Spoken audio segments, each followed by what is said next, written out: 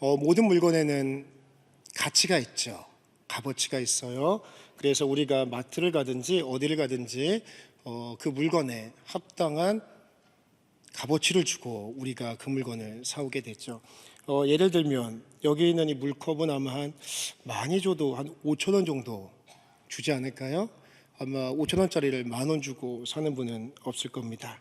그런데요, 가만히 생각해 보면요, 하나님께서 우리를 어떻게 원수 마귀에게서 사셨는지 아십니까?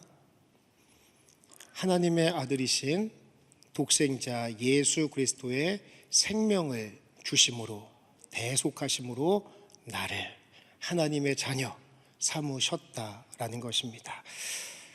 그것이 얼마나 큰 영광이고 은혜입니까? 그래서요, 우리는요, 나 자신뿐만 아니라 옆에 있는 사람에게 이렇게 이야기해야 됩니다. 한번 서로 다시 한번 선포하고 축복해 볼까요? 성도님은 예수님 짤입니다. 성도님은 예수님 짤입니다. 무슨 의미인지 아시겠죠? 예수님 짤이, 예수님의 생명을 주고 산 예수님의 가치가 담긴 예수님 짤이, 쩔이라 그러시면 안 됩니다. 아시겠죠? 그래서요, 성도는요, 두 가지가 좋아야 돼요. 한 가지는 시력이 좋아야 되고요, 또 하나는 청력이 좋아야 됩니다. 시력이 좋아야 된다는 것은 주님만을 온전히 바라보는 영적인 초점을 잘 맞추는 영안이 맞춰져야, 열려야 된다는 의미고, 청력이 좋아야 된다는 것은 뭐냐면요, 우리가 세상을 살아가면서 수많은 이야기를 귀로 듣지 않습니까? 그 가운데 하나님께서 나에게 주시는 말씀, 성령께서 나에게 주시는 그 음성, 하나님의 말씀을요, 잘 들어야 돼요.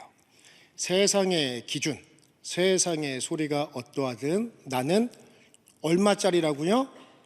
예수님짜리라는 분명한 정체성과 자존심을 가지고 마귀 앞에, 세상 앞에, 남편과 아내 앞에 힘있게 나가시는 저와 우리 모두 되기를 주의 이름으로 축원합니다. 혹시 임계점이라는 말을 들어보셨습니까? 임계점이라는 말이 있죠. 이 임계점은요, 물리학에서 또는 화학에서 쓰는 말입니다. 어떠한 한 물질이요, 이전과는 다른, 또 다른 존재 또는 어떠한 한 상황이 지금의 상황과는 다른, 전혀 다른 상황으로 변화되는 그 지점이 있는데, 그 지점을 임계점이라고 이야기합니다. 쉽게 이야기라면 이렇게 표현할 수 있을 것 같아요. 물이 몇 도에 끓는지 혹시 아십니까? 아이고, 훌륭하십니다. 물은 100도에 끓죠. 물은요, 10도에 안 끓어요. 50도에도 안 끓고 70도에도 안 끓습니다. 90도가 돼도 물은 끓지 않습니다. 물은요, 99도가 돼도 끓지가 않고 몇 도에 끓어요? 100도가 되어야 물이 끓게 됩니다. 그래서요, 우리는 그 100도라는 그 온도를요, 임계점이라고 이야기를 하죠. 이 임계점에 도달하게 되면 물은 두 가지 놀라운 변화를 일으키게 되죠. 끓지 않았던 그 물이요, 냄비 가운데 뽀글뽀글 그냥 잔잔하게 있던 물이 100도라는 임계점을 뛰어넘으면 어떻게 돼요? 기포가 올라오면서 막 끓기 시작하죠. 그때 우리는 스프를 넣고 라면을 넣고 물이 끓일 때가 됐다라고 생각을 합니다. 먼저요, 외적인 변화가 일어나게 돼요. 물이 끓기 시작하죠. 그 다음에 임계점을 뛰어넘으면 어떠한 변화가 나타나느냐? 물이라는 액체가요, 100도라는 임계점을 뛰어넘으면 기체로 변해서 이렇게 뿌옇게 보이게 되는 그러한 모습들을 볼 수가 있죠. 그래서 임계점에 도달했을 때는요, 두 가지 변화가 나타나는데 상황의 변화가 나타나고요, 또 다른 한 변화는 존재의 변화가 나타나게 됩니다. 그런데 우리가 한 가지 기억해야 될 전제가 무엇이냐면, 이러한 임계점에 이르기 위해서는요, 반드시 물이 몇 도까지 와야 돼요? 100도라는 임계점에 도달하기 위해서는요, 0도였던 물이 1도, 10도, 50도, 60도, 70도, 90도, 95도, 6, 7, 8, 9 9도를 뛰어넘어 몇 도까지 가야 돼요? 100도까지 다 달아야 한다라는 것이죠. 즉 무언가가요 지속적으로 쌓이고 쌓여야 임계점이라는 곳을 도달할 수 있다는 것입니다. 그런데요 가만히 보면요 이러한 임계점이요 영적인 세계에서도 동일하게 있는 것 같습니다. 이전까지는 아무리 기도를 해도, 이전에는 아무리 말씀을 보아도, 아무리 하나님 앞에 긍휼과 자비를 구하며 나아가도 아무런 변화가 없는 것 같은데, 이것들이 쌓이고 쌓여서 어느 한순간이 되면, 임계점이 되면요 물이 끓는 것과 같이 하나님께서요 막혀있고 풀리지 않았던 환경이요 확 풀리고 열리게 되는 역사, 그리고 나라는 존재가 하나님의 사람으로 새롭게 더욱더 변화되는 놀라운 믿음의 역사가 영적인 임계점을 통하여 나타나게 된다는 것이죠. 즉 이전에 내가요 영적인 임계점을 통과함으로 말미암아 나를 완전히 새롭게 변화시켜 주시는 그 은혜를 경험하는 영적인 임계점이 성도에게 있다는 것입니다. 오늘은 특별히 바라기는 이곳에 있는 한 분 한 분들이 하나님의 살아계심을 경험하는 그 임계점에 도달하여 하나님의 새롭게 하심을 모두가 경험하시기를 주의 이름으로 축원합니다. 성경을 보면요 여러 가지 임계점을 돌파한 사람들이 등장하게 됩니다. 대표적으로는 믿음의 임계점을 통과한 사람이 있죠. 그 사람은 아브라함입니다. 아브라함 앞에는 항상 붙는 수식어가 있어요. 무엇의 조상이에요? 믿음의 조상 아브라함이라고 이야기를 합니다. 아브라함의 믿음이요 하나님 앞에서 인정받은 사건이 있습니다. 그 사건은 바로 창세기 22장의 사건이죠. 그 사건을 보면 그 아브라함이 자기의 사랑하는 아들 독자 이삭을 너무너무 사랑해서 인생의 우선순위가 뒤바뀌게 됐죠. 하나님이 최우선이어야 하는데 아브라함의 마음 가운데 하나님보다 이삭을 더 사랑하게 됩니다. 그러자 하나님께서는요 그 아브라함의 믿음을 시험하시게 됐죠. 그리고 그 사랑하는 아들 이삭을 하나님 앞에 번제로 올려드리도록 그렇게 말씀을 하십니다. 이러한 명령 앞에요 아브라함은 지체치 않고 말씀을 순종합니다.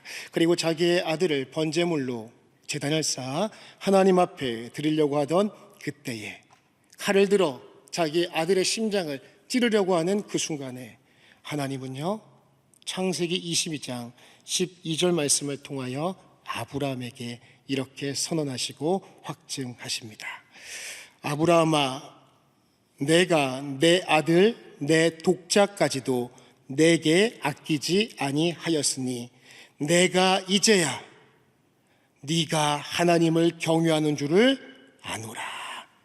내가 이제야 네가 나를 경외하는 줄 안다라는 하나님의 기쁨의 믿음의 선언을 해 주시는 것이죠. 그 이후로요 성경을 보면 아브라함이 175세에 이 땅에서의 삶을 마무리하게 되는데 하나님께서 아브라함의 믿음을 시험하셨다, 테스트하셨다라는 말씀이 등장하지 않습니다.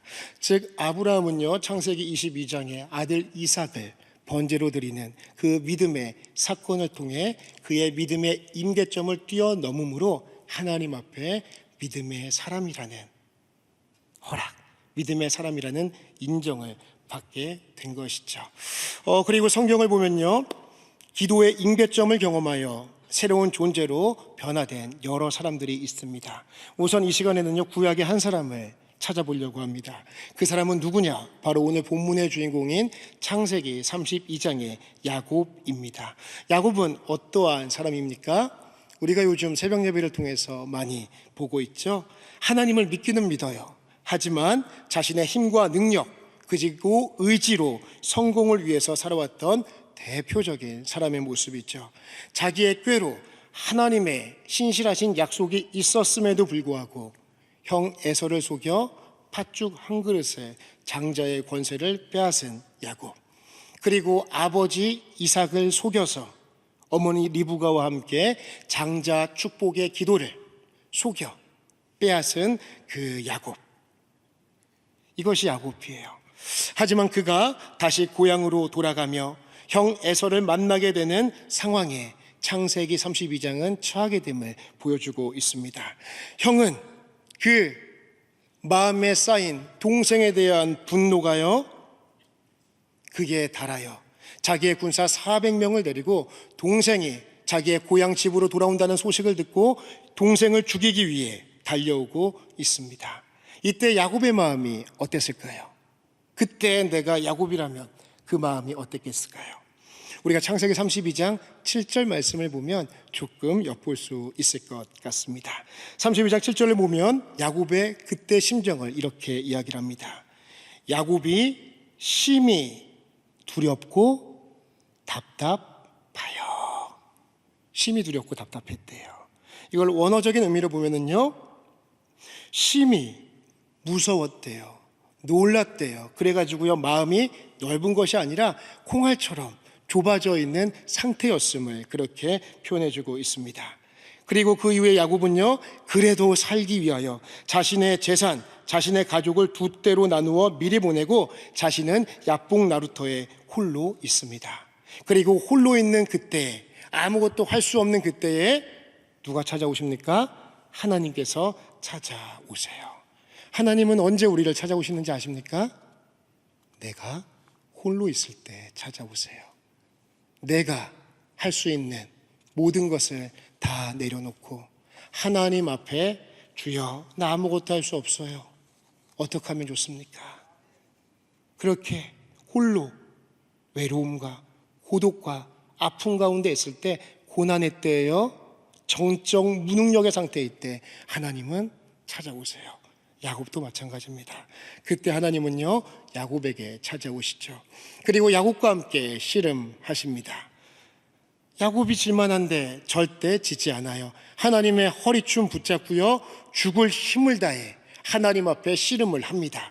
이 씨름은요, 씨름이 분명해요. 그런데 외적인 씨름만이 아니라요, 그 하나님의 허리춤 붙잡고 야곱이 땀 흘리며 먼지 뒤집어 쓰며 하나님과 하는 그 씨름은요, 하나님, 나 살려주셔야 됩니다. 하나님이 나 도와주시지 않으면 저 죽습니다. 그의 뜨거운 마음과 그의 간절한 고민, 간절한 기도 제목이 녹아져 있는 씨름임을요, 성경은 말씀해주고 있는 것이지요. 이 씨름이 만만치가 않았던 것 같습니다. 하나님께서요, 야곱의 모습을 보니까요, 쉽게 놓아줄 것 같지 않아요. 그래서 하나님께서 어떻게 하시죠? 손을 들어 야곱의 허벅지 관절을 만지세요. 만지세요. 하나님의 권능이에요. 만졌는데요, 이 연약한 야곱은 어떻게 돼요?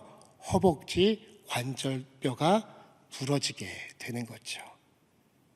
하나님이 살짝 만지셨는데, 이건 하나님의 위대함과 전능성을 보여주게 됩니다. 허벅지 관절이 부러졌으니 사람이 힘을 제대로 쓸 수 있겠습니까? 없겠습니까? 없죠. 다리는요, 힘을 주는 중심이에요.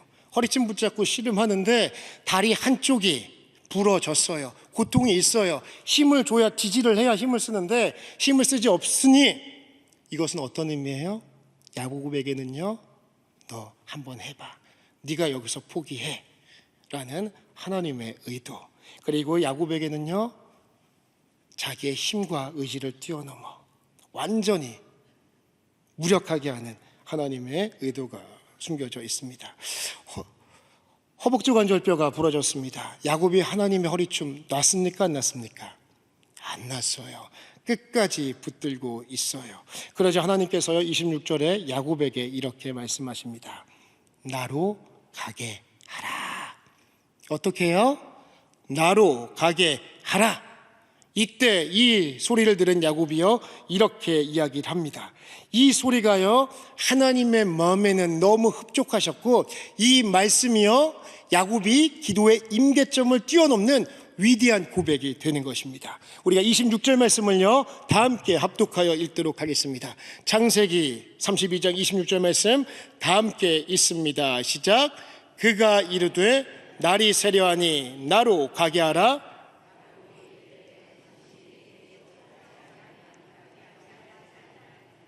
아멘. 나로 가게 하라. 이 질문 앞에, 이 명령 앞에 야곱이 했던 것은요, 포기가 아니었어요. 당신이 나를 축복하지 아니하면 당신 가게 하지 못합니다. 절대로 보낼 수 없습니다.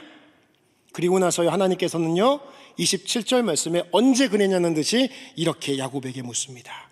그 사람이 그에게 이르되 내 이름이 무엇이냐? 그가 이르되 야곱이니이다. 그리고 28절 말씀에 다시 한번 하나님께서는요 그 야곱에게 이렇게 말씀하십니다. 그가 이르되 너의 이름을 다시는 야곱이라 부를 것이 아니요 이스라엘이라 부를 것이니 이는 내가 하나님과 및 사람들과 겨루어 이겼음이니라. 아멘. 이러한 은혜가 오늘 우리에게도 있기를 주의 이름으로 축원합니다. 하나님께서 야곱의 이름을 몰라서 물으셨을까요? 야곱을 찾아오신 하나님이세요. 하나님 아셨어요. 그런데요, 하나님께서요 다시 한번 야곱에게 질문하셨어요. 너의 이름이 무엇이냐? 저 야곱이에요. 저 비열한 자잖아요. 저 야비한 자잖아요. 저의 힘으로 어떻게든 살아보려고 했었던 그 야곱입니다, 하나님. 그런데요, 하나님께서요 이렇게 말씀하세요. 너 이제 야곱 아니야. 너 이제 이스라엘이야. 이는 네가 하나님과 네가 그토록 이기길 원했던 너의 영 에서 그리고 라반을 네가 이겼다. 넌 이제 야곱이 아니라 이스라엘이니라. 그리고 나서 하나님께서는요 놀라운 역사를 이루시죠. 날이 새고요, 야곱은 환도뼈가 허벅지 관절이 부러진 채로 형을 만나게 됩니다. 동생을 죽이기 위해 긴 시간 동안 마음의 분노가 증오가 되어 동생을 죽이려고 400명의 군사와 함께 달려왔던 그 형 에서 멀리서 동생의 밤새도록 그 먼지 뒤집어 쓴 처참한 모습, 그리고 다리 한쪽은 질질 끌며 자기에게 달려오고 있는, 걸어오고 있는 그 야곱의 모습을 보며 어느새 그 마음에 있던 분노는 사그러지고 동생을 향한 애틋함과 애잔함이 불러일으켜 눈물을 흘리며 내 사랑하는 동생을 안아주는 믿음의 역사, 놀라운 상황의 반전이 이루어지게 되는 것이죠. 하나님은요 환도뼈가, 허벅지 관절뼈가 부러진 그 사건을 통해서도 역사하셨고요 세밀하게 준비하셨던 겁니다. 한번 우리에게 적용해 볼까요? 야곱은요 야복강가, 이것을 생각하면 야곱에게 야복강가는 어떠한 장소였습니까? 그 장소는요 외로움의 장소였어요. 고난의 장소였어요. 생사의 갈림길에 놓인 고통의 한복판이었습니다. 하지만 그가 찾아오신 하나님, 그 하나님의 허리춤 붙잡고 허벅지 관절뼈가 부러졌음에도 불구하고 나로 가게 하라라는 그 하나님의 명령 앞에 당신이 나 축복하지 않으면 나 당신 보낼 수 없습니다 라는 이 믿음의 고백, 하나님께서 바라시는 기도의 임계점을 뛰어넘을 때에 그 고통의 야복강가는요 부니엘이라는 하나님의 얼굴을 뵙게 되는 영광스러운 장소로 바뀌게 되었고, 그리고 야복에게 그 야복강가는요 비열한 자라는, 형의 발 뒤꿈치를 잡고 태어난 자라는 그 비열한 야곱이 이스라엘이라는 이전과는 다른 새로운 영적 존재로 만들어지고 회복되고 재창조되는 놀라운 축복의 장소였던 것이죠. 만일 야곱이 야복강가에서 허벅지 관절이 부러졌을 때 하나님의 뜻이 아닌가, 하나님 가라고, 나로 보내라 명령하셨을 때 그냥 포기하고 하나님 보내드렸다면, 그가 허벅지 관절뼈가 부러졌음에도 불구하고 하나님 그 허리춤 붙잡던 손을 놓고 그냥 하나님 가게 했다면 야복강가가 분이엘이 될 수 있었겠습니까? 그 야복강가가 야곱이 이스라엘로 변화되는 놀라운 축복의 공간, 축복의 장소 될 수가 있었겠습니까? 하지만 야곱은 야복강가의 기도를 통해 기도의 임계점을 뛰어넘게 될 때에 그 야복강가는 분이엘로 하나님의 얼굴을 대면하여 보는 축복의 장소, 기도의 임계점을 뛰어넘는 놀라운 복된 장소로 변화된 것입니다. 오늘 이 자리에 야복강가와 같이 그곳에 앉아있는 분들이 혹시 계실지 모르겠습니다. 야복강가의 야곱과 같이 심히 두려운 사람, 또는 교회 예배 자리에 앉아 있는데 기도가 혹시 식어진 사람, 기도하다가 에이 응답도 없네, 기도 포기하신 분들, 그리고 기도했는데 오히려 야곱처럼 허벅지 관절이 부러진 성도님들, 혹시 이 자리에 앉아 계시지 않습니까? 오늘 본문 기억하십시오. 이 시간 이곳이 기도의 임계점을 뛰어넘어 고난의 야복강가가 하나님의 살아계심을 경험하는 축복의 분이엘이 되기를 주의 이름으로 축원합니다. 두 번째로요, 우리가 신약을 보면요, 기도의 임계점을 뛰어넘어 영적인 임계점을 경험한 또 한 사람을 볼 수가 있습니다. 그 사람은 누구냐? 바로 사도 바울입니다. 사도 바울을 하면 어떠한 이미지가 떠오르십니까? 사도 바울은 보통 사람이 아니었죠. 기적의 사람이었고 능력의 사람이었습니다. 그리고 그는요 또한 스펙이 아주 좋았던 사람이죠. 이 바울의 가문이 어느 지파인지 혹시 아십니까? 아이고 훌륭하십니다. 베냐민 지파예요. 유대인들에게 베냐민 지파는요 상당히 자부심을 느끼게 하는 지파입니다. 이스라엘의 초대 왕이 누구죠? 사울이죠. 사울이 무슨 지파였습니까? 베냐민 지파 사람이었어요. 그래서 우리가 경주김씨들, 나 경주김씨야, 자부심 있죠? 왜 자부심이 있죠? 우리는 왕족이다, 왕족의 피가 흐른다, 그런 자부심이 있어요. 베냐민 지파도 마찬가지입니다. 사울이 초대왕이었으니 우리는 왕족으로 배출한 지파다 라는 그런 자부심이 있는 지파가 베냐민 지파입니다. 사도 바울이요 베냐민 지파였어요. 그리고 그의 부모는요 이 바울이 사울과 같은 사람이 되기를 원하는 마음에, 왕과 같은 마음에 그의 이름을 지어주지 않았나, 이렇게 추측도 합니다. 그리고 그는 스펙도 좋았습니다. 로마의 시민권자였고요, 그리고 당시의 최고의 학파였던 가말리엘 학파의 최고의 수제자였습니다. 유대 역사 전통을 따지면 위대한 3대 학자가 있습니다. 첫 번째는 에스라예요. 두 번째는 힐렐이고 세 번째는 가말리엘이에요. 그런데요 사도 바울은 그 가말리엘 문화에서 공부했었고, 가말리엘 문화 가운데서도 가장 탁월한 제자로서 인정함을 받았던 사람입니다. 유대 사회는요 종교와 정치가 일원화되어져 있던 사회였습니다. 종교 지도자가 곧 정치 지도자였어요.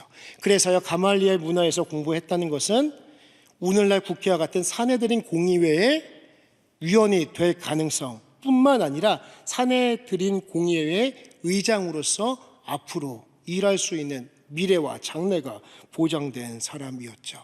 그런데요 사도 바울이 그러한 사람이었다는 것이죠. 그리고 사도 바울은요 스펙과 가문만 좋았던 것이 아니었습니다. 사도 바울이 가는 곳곳마다 어땠어요?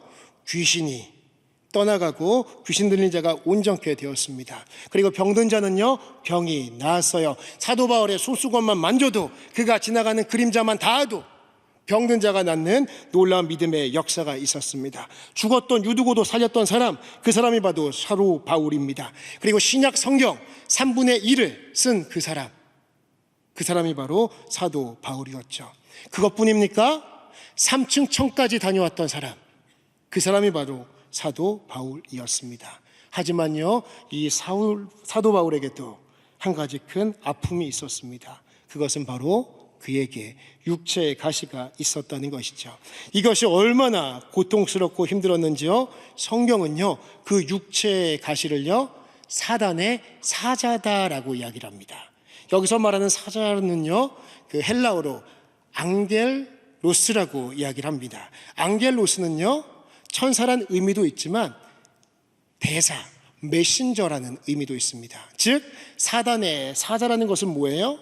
사단이 보낸 대사, 메신저, 자기가 갖고 있는 육체의 가시가요 사단이 보낸 메신저처럼 자기 자신을요 그토록 괴롭게 하고 아프게 하는 육체의 가시, 육체의 고통이 있었음을 말씀하고 있는 것이죠. 이것 때문에요 사도 바울은요 마음과 육신에 큰 고민이 있었습니다. 자기에게도 다른 성도들에게도 유익이 되지가 않아요. 그래서 사도 바울은요 작심하고 기도하기 시작했습니다. 하나님 앞에 하나님, 이 육체의 가시 해결해 주십시오. 3번 간절히 하나님 앞에 기도했습니다. 3번 간절히 기도했다는 것은요, 하나님 앞에서 결판을 내겠다라는 기도입니다.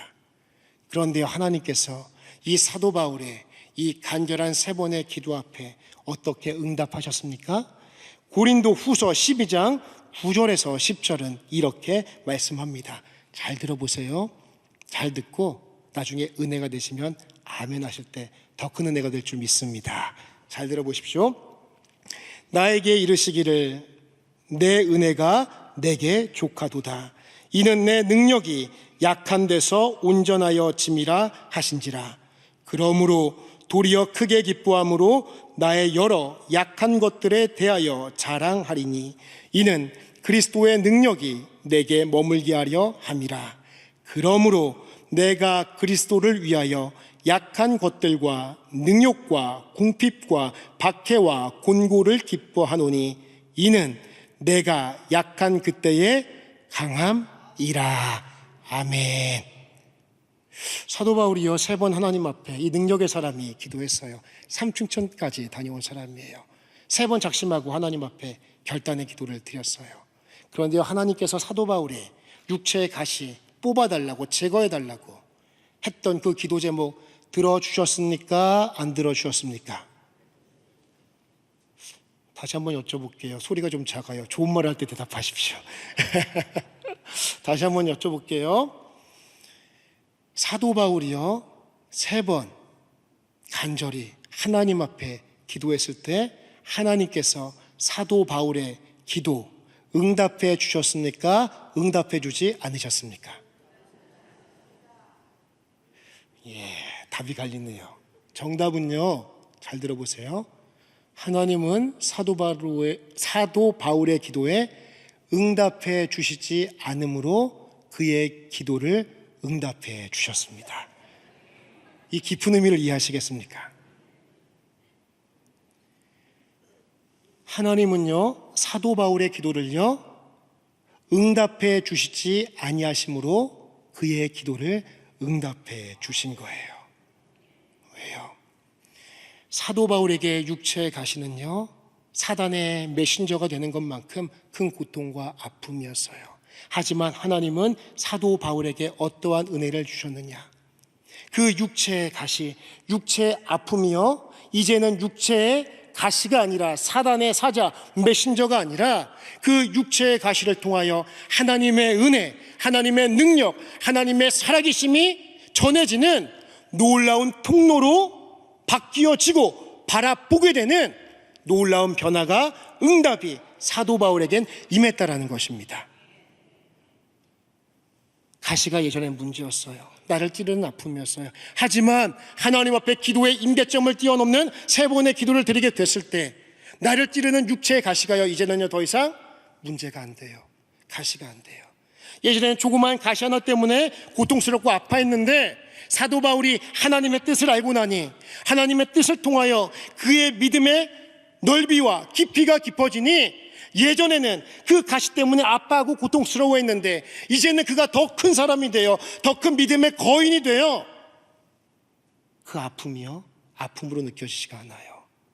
오히려 하나님의 살아계신 능력과 은혜를 경험하는 놀라운 통로가 되었다라는 것입니다. 이것이 하나님의 응답이에요. 응답하지 않으므로 응답하시는 하나님의 놀라운 뜻임을 우리는 기억해야 합니다. 예레미야 33장 3절 말씀을 보면요, 이렇게 말씀합니다. 너는 내게 부르짖으라. 내가 내게 응답하겠고 내가 알지 못하는 크고 은밀한 일을 내게 보이리라. 할렐루야. 이 말씀 믿으십니까?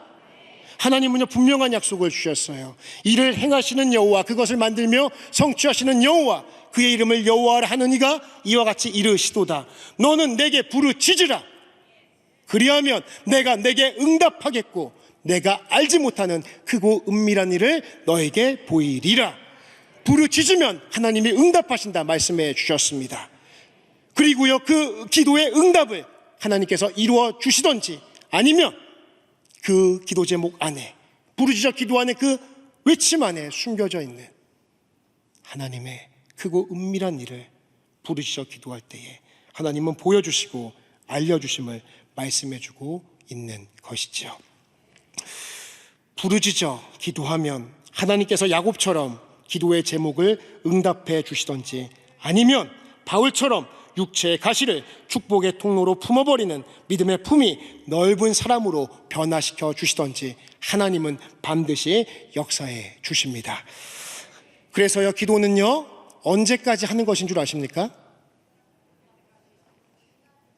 할렐루야.